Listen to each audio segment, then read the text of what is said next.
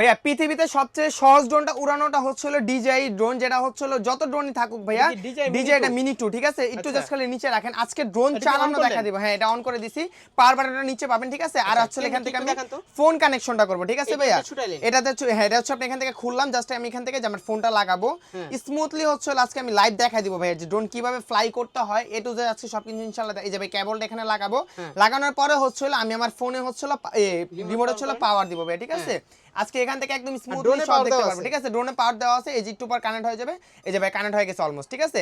এখন হচ্ছে আমি সিম্পলি জাস্ট খালি আমি ডিজের যে অ্যাপসটা আছে অফিশিয়াল অ্যাপসটা কানেক্ট করব, ঠিক আছে? এই যে দেখেন এখান থেকে আমি কানেক্ট করলাম, আপনার যে অ্যালাউন্স দিয়ে দিলাম, এই যে গো ফ্লাই, ঠিক আছে? এই যে গো ফ্লাইতে ক্লিক করব, এই যে ভাই ক্যামেরাটা চলে আসে এখানটা। হ্যাঁ, একদম সহজ। আপনি এখান থেকে আপনি চাপ দিবেন, এই যে টেক অফ, ঠিক আছে? এই যে টেক অফ, এই যে ভাই ড্রোনটা ফ্লাই হয়ে গেছে, ঠিক আছে?